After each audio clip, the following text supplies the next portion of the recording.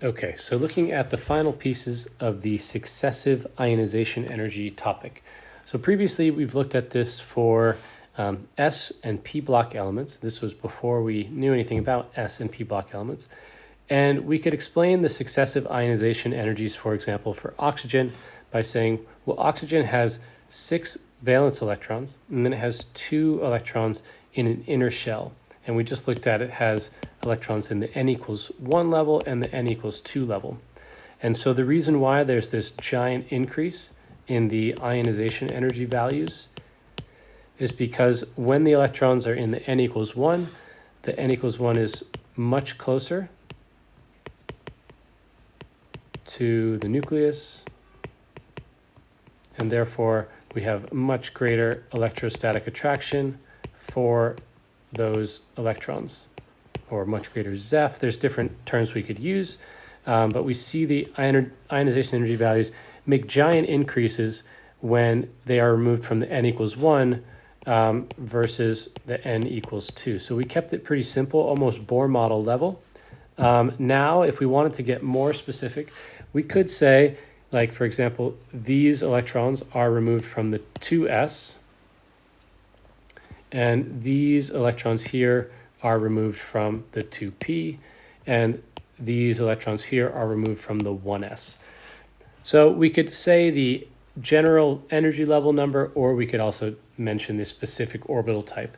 But the big difference is that we're going from n equals 2 to n equals 1. So knowing the different sublevels and orbitals for this type of explanation wasn't really that relevant.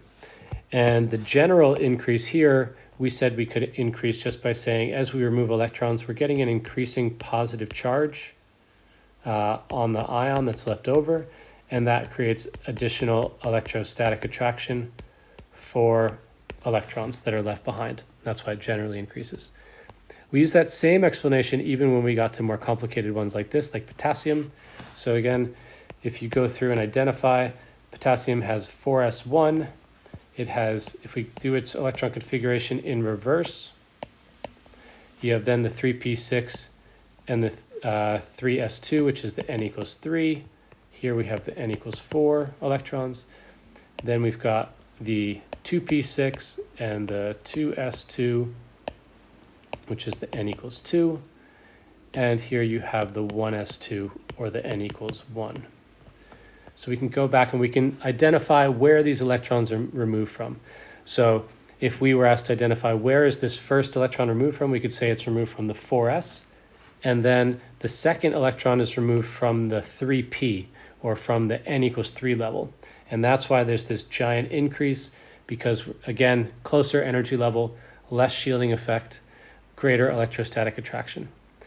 There are, sometimes you can see like these little jumps between the P and the S, but they're small when compared to the differences between the n equals 4 and the n equals 3, and then the n equals 3 and the n equals 2, and so on.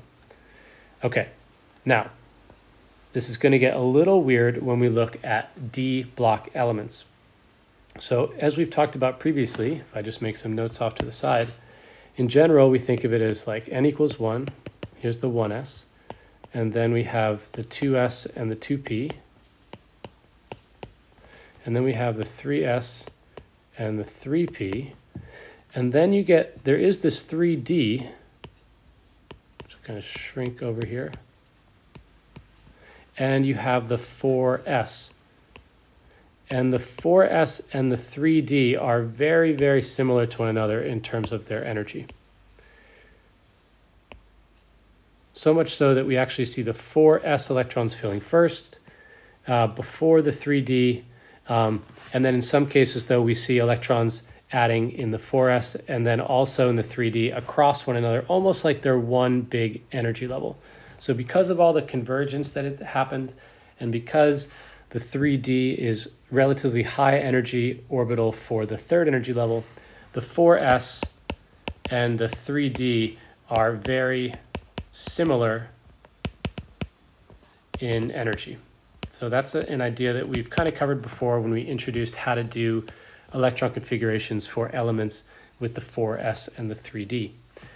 So how does that play out here? Well, how that plays out here in successive ionization energies is that we actually don't see a big jump when we start removing electrons from the 3D after we remove electrons from the 4s. So for comparison, when you have an element like calcium and its first 4 electrons that would be removed, if I do a noble gas configuration for calcium, it would be argon, 4s2, 3d, sorry, just 4s2. What am I saying? That's why I was getting confused. Okay, so its first 2 electrons are being removed from the 4s. So that would be this electron here and this electron here. After you remove electrons from the 4s, the next place you'd be removing electrons from is the 3p. And so just like you would have been trained to answer previously, these electrons here are 3p electrons, or n equals 3 electrons. And since they're much closer to the nucleus than the n equals 4 or 4s electrons, therefore they're going to be experiencing much greater attraction, so it takes a much greater amount of energy. So just like in the previous examples we've looked at, we see this big jump like we'd expect, and that's from those electrons being in that closer energy level and experiencing more attraction. When I look at vanadium, though, or other elements in the D block, and we do the electron configuration first, so we get Ar, and then I get 4s2, 3d3. So the first 2 electrons to go are the 4s2, and so I see 1, and then I see 2. They're basically the same as calcium's first 2 ionization energies because we're removing those same 2 4s electrons, so it takes a similar amount of energy. But the difference here is that when I go to the third, we don't get a big jump in the same way that we got with calcium. We get the 3D, which is kind of just a gradual increase. And then we get the 4th electron being removed, which is still just kind of a gradual increase. And so that's kind of unexpected compared to what we had used before. So going from 4s to 3p is a large change in energy. And so I see a big difference in the amount of energy it takes to remove a 3p electron. All right, those are 3p electrons versus these 4s electrons. But I don't see that same large jump when I'm taking away 3d electrons after 4s electrons. So that would be an acceptable explanation on an IB question. So for most of the time when they're doing this, they give you something, where you're removing S and then P. And so as you change energy levels, you see the large increases as the electrons are in closer energy levels. But in HL, they will expect you to know that we don't see large jumps, large increases in these ionization energy values when we go from the 4s to the 3d. Okay, so the successive ionization energies increase gradually. And so that's what I wrote down here. So with transition metals, their valence s electrons and inner d electrons are very close in energy due to that convergence. And this results in successive ionization energies increasing gradually through the removal of the 4s and the 3d electrons. If we kept going for vanadium, we would expect to see 1, 2, 3, 4, 5 electrons. So all of its 4s electrons and then its 3d electrons would kind of show this gradual increase. And then it would be the 6th electron that would actually show a slightly larger jump as we went up to the 3p level. So we'd have here would be the 3d electrons, and here would be the 4s electrons, and then finally here I'm getting to that 3p electron. And so it's actually a bigger jump between the 3d and the 3p than it was between the 4s and the 3d. So again, probably not something you would come up with on your own, but this is the explanation that will be accepted on the mark scheme, that because the s and the d electrons, the 4s and the 3d, are so close in energy that we don't see a big change in their ionization energies as we go through them all. This also is used as reasoning for why transition metals can form so many different charges when they form ions. And sometimes they'll call them oxidation numbers or oxidation states when we're talking about these charges. For now, you can treat oxidation number or state as essentially another way of saying charge. We'll get into the differences later.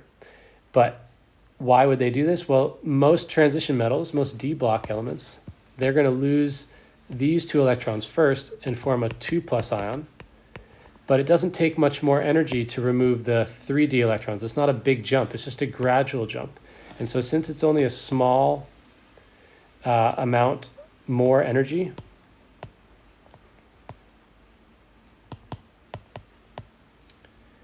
that means it's also possible to remove 1 more and get to 3+, remove 2 more and get to 4+, or remove 3 more and get to 5+.